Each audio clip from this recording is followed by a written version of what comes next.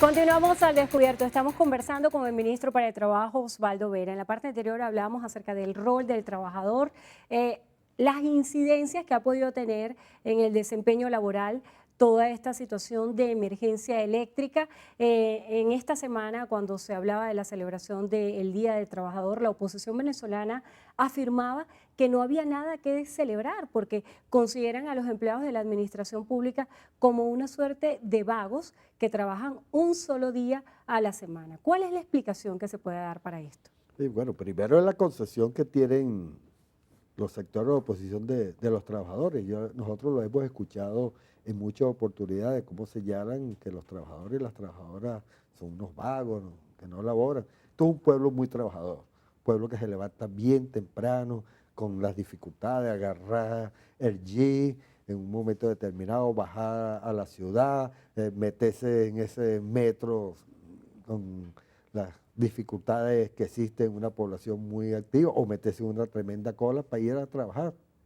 Y se trabaja con gusto, con entusiasmo. Yo creo que si hay un reconocimiento que hacer en la sociedad venezolana son los trabajadores, tanto el sector privado, pero también en el sector público. Tú señalabas, entre otras cosas, que había unos voceros, en particular de Fedecámara, Concecomercio, en el sentido de que planteaban, entre otras cosas, que, bueno, que las empresas están en una situación muy difícil porque no hay divisas. Y es la comparación del sistema económico que tenemos, un sector industrial acostumbrado a que el Estado le dé todo, que le dieran los dólares, que le hiciera inversión, que no eran capaces de arriesgarse, como en otros países latinoamericanos tuvimos esa experiencia, y aquí mismo en Venezuela con algunos sectores. Eso fue lo que hemos identificado como procesos industriales parasitarios, porque dependían del Estado nada más. Pero esa dependencia no se puede asociar de manera directa a la existencia de un control de cambio en el país. Al contrario, el control de cambio fue una medida obligatoria que tuvimos que asumir porque simplemente agarraban los recursos, las divisas, y se lo llevaban para otro país porque no quieren a la patria, porque son de verdad gente que no apuestan al país. Entonces fueron medidas necesarias en un momento determinado porque querían acabar con todo lo que era la reserva de nuestra nación. Y muchos de ellos tienen recursos, lo hemos visto, lo vemos cómo invierten en otros países. Un ejemplo, el señor de la Polar.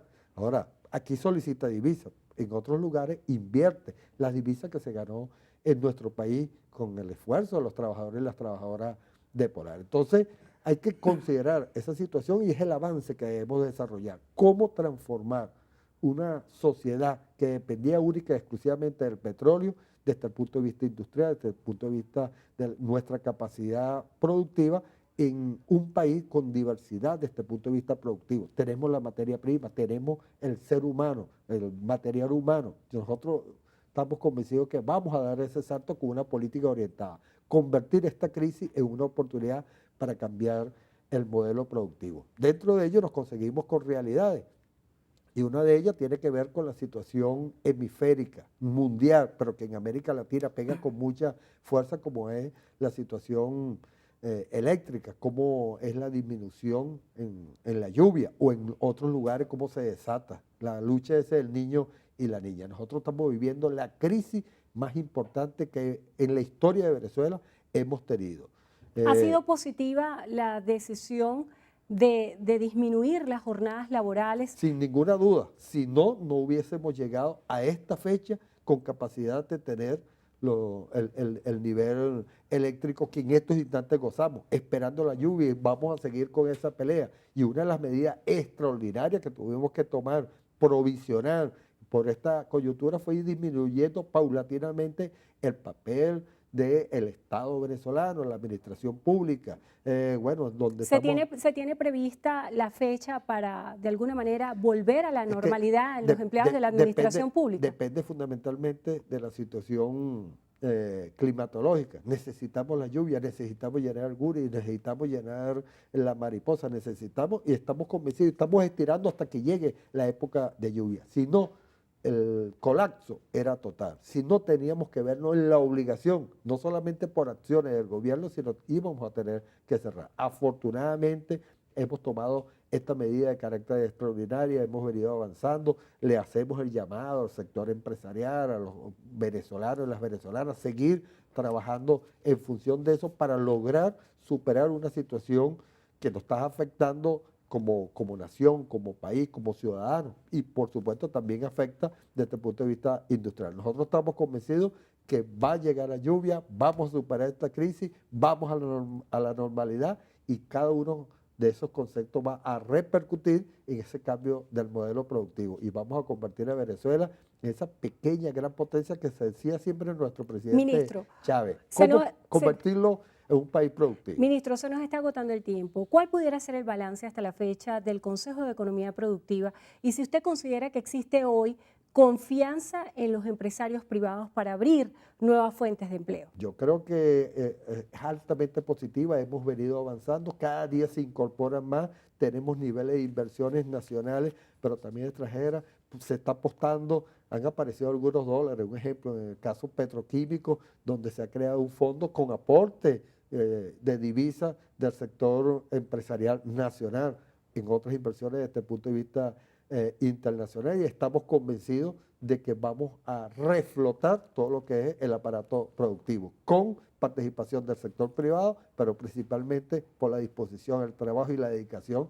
de nuestros obreros y nuestras obreras, nuestra clase trabajadora, que es el factor fundamental para el cambio del modelo productivo que requiere esta nación. Ministro, para cerrar, ¿qué le dice usted a los empresarios que observan en la Ley Orgánica del Trabajador una dificultad para poder realizar inversiones en el país? El Consejo Nacional de Economía lo hemos discutido, lo hemos evaluado, y creo que de una u otra manera han reconocido que no es precisamente la Ley Orgánica del Trabajo el factor que puede trancar. A lo mejor algunas acciones que desde el punto de vista de la lentitud del Estado venezolano, de la lentitud del ministerio, no había tenido capacidad de dar las respuestas necesarias, que no solamente afecta al sector empresarial, sino también a los trabajadores. Sin embargo, nos hemos propuesto en un plan específico con ellos, tenemos mesas de trabajo para ir avanzando en las áreas que ellos consideren de mayor prioridad, y el ministerio para, bueno, atender las solicitudes, no solamente de los trabajadores, sino también del sector empresarial,